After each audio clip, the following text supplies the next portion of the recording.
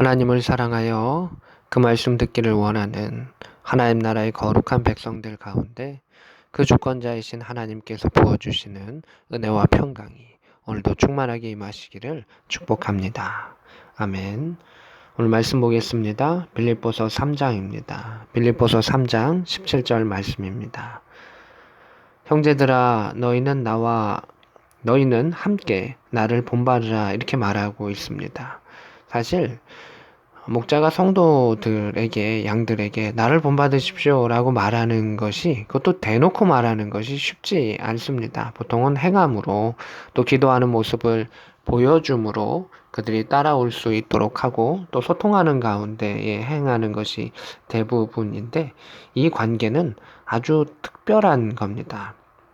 사도 바울이 이제 사역의 성숙기를 지나서 이제 점점 그 인생이 이 땅을 떠나갈 때가 다가오고 있습니다. 언제인지는 알 수 없으나. 근데 그러한 성숙기와 또 이러한 일들 가운데에 성도들을 향한 그 신뢰와 믿음이 있습니다.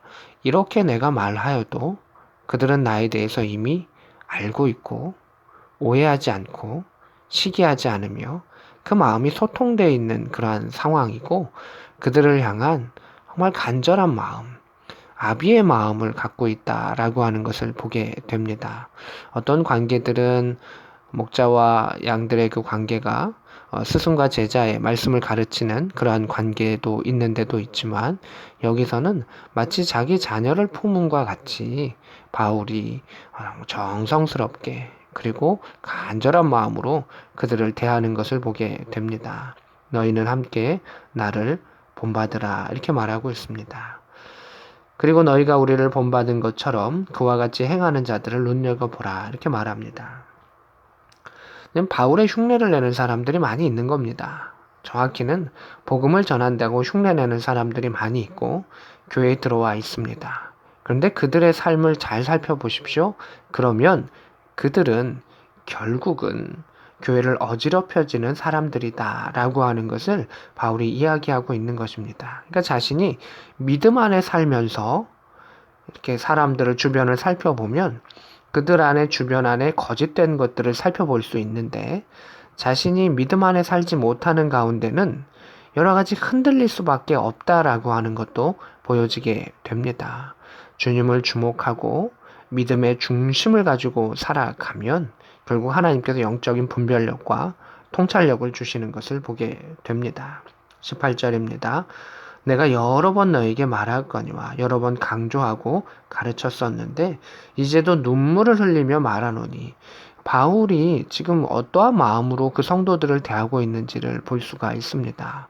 여러 번 이야기했고 지금도 강조하고 있고, 떨어져 있는 그 가운데서도 편지로 간절하게 그 심령 가운데 눈물을 흘리며 사도 바울이 그들을 위해 간구하고 기도하는 가운데에 전하고 있는 것입니다. 여러 사람들이 그리스도의 십자가의 원수로 행하느니라. 그들의 마침은 멸망이요 그들의 신은 배요 그 영광은 그들의 부끄러움에 있고 땅의 일을 생각하는 자라 이렇게 말하고 있습니다. 여러 사람들이 십자가의 원수로 행하였느니라 이렇게 말하고 있습니다. 이게 무엇입니까?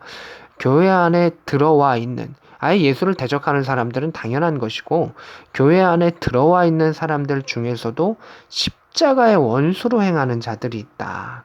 결국 멸망할 자들이 있고, 자신만을 위하여 살아가고 자신의 영광만을 위해 생각하고 땅의 일들만을 생각하는 교회 안에 거짓된 이들도 있다라고 하는 것입니다. 그러하기에 그들에게 휩쓸리지 말고 하나님 나라 표대를 향해서 달려가라 라고 말하고 있습니다. 20절입니다. 우리의 시민권은 하늘에 있는지라 라고 말하고 있습니다. 바울이 여기서 시민권이라고 하는 단어를 씁니다. 이 단어가 참 중요한 단어이고, 또 이 말씀을 듣는 그 이스라엘 백성이나 이방인들 가운데서도 와닿는 단어입니다. 바울은 로마 시민권자입니다. 로마 시민권자는 어마어마한 특혜와 권리를 가지고 있습니다. 오늘날에도 미국 시민권자는 시민권자의 특혜가 있는 것처럼 이 로마 시대의 로마 시민권자는 강력한 특혜를 가지고 있습니다. 그래서 우리는 하나님 나라의 시민권자다라고 하는 것을 말하고 있고, 또한 거기로부터 구원하는 자, 곧 예수 그리스도를 기다린다. 우리는 하나님 나라의 시민권을 갖고 있고, 그 왕 대신 예수께서, 하나님 나라의 그 예수께서 이 땅에 오시는 것을 기다리고 있다. 그러면 이 모든 것들이 하나님 안에서 새 하늘과 새 땅으로 하나님의 통치를 받게 됨을 이야기하고 있습니다. 21절에 그는 만물을 자기에게 복종하실 수 있는 자의 역사로서 이렇게 말하고 있습니다. 결국 예수님께서 마지막 그 심판의 날에 이 땅에 오시면 모든 것들, 예수 그리스도에게 원수되었던 것들, 악한 것들을 포함한 모든 것들을 다 복종하게 하시고 하나님의 통치 아래 있게 하신다. 악한 것들을 제하시고 하나님 그 모든 것들을 다루시고 또한 새 하늘과 새 땅의 역사를 허락하신다라는 것을 보게 됩니다. 그리고 우리의 낮은 몸을 자기 영광의 몸의 형체와 같이 변하게 하시리라. 이게 뭡니까? 이게 부활이라고 하는 겁니다. 단순히 죽은 자에서 산 것, 이건 부활이 아니고요. 그냥 다시 사는 겁니다. 나사로는 다시 살아났던 겁니다. 근데 예수님의 부활은 다시 살아났는데 다음 게 있습니다. 우리의 몸을 변하게 하신 겁니다. 예수님의 부활의 형체는 분명히 달랐습니다.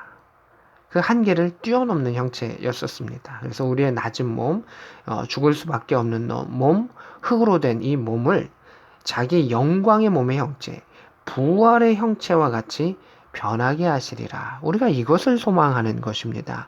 그냥 죽지 아니하고 살아갑니다. 이것으로 끝나는 것이 아니고 이 영원한 생명이 어떻게 살아갈 수 있는가?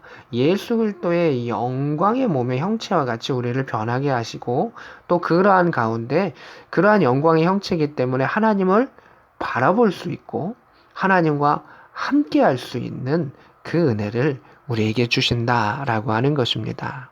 얼마나 가슴 벅찬 말입니까? 얼마나 가슴 뛰는 말입니까? 유 안에서 이별할 수밖에 없고 병들 수밖에 없고 아플 수밖에 없고 넘어질 수밖에 없는 이 육체 가운데 하나님께서 우리에게 하늘 시민권을 허락하여 주셔서 우리의 이 낮은 몸을 예수 그리스도의 영광의 몸으로 변하게 하시고 하나님과 함께 영원히 있게 하신다라고 하는 것을 보게 됩니다. 그래서 바울은 성도들에게 이야기하는 것입니다. 나를 본받는 삶을 살아 주십시오.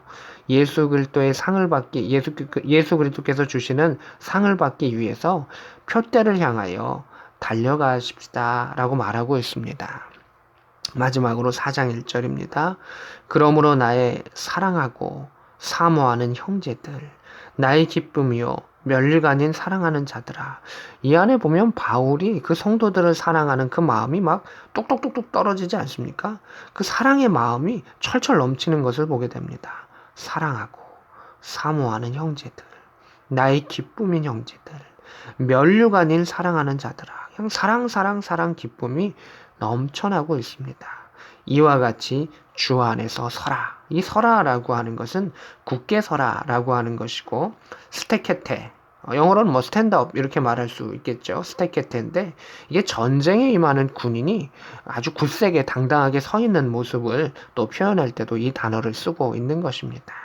이 땅의 영적인 전쟁 가운데 믿음 안에 굳게 서서 넘어지지 말고 영적인 전쟁터 가운데 서 있으라. 그러면 하나님께서 승리케 하시고 하늘 시민권을 주시고 또 부활의 새 육체를 허락하여 주실 것이다 라고 말하고 있습니다. 이 땅 가운데 세상의 면류관을 얻기 위해 세상의 메달을 위해 세상의 여러 가지 상급을 얻기 위해도 참 많이 수고합니다. 그것도 중요하죠. 그러나 하나님이 주시는 그 면류관, 그 상급을 받기 위해서 우리가 주 안에서 굳게 설 수 있기를 원합니다. 또 함께하는 이들이 있기에 그들의 손과 손을 붙잡으며 그 어깨와 그 어깨를 어깨 동무하며 마주하며 전쟁에 임하는 군인의 그 모습으로 당당하게 섰을 때 주권자이신 하나님께서 또 승리자인 예수 그리스도께서 우리에게 주시는 참된 평안과 승리와 상급을 얻을 수 있는 복된 저와 여러분 될 수 있기를 우리 구주 예수 그리스도의 이름으로 축복합니다. 아멘.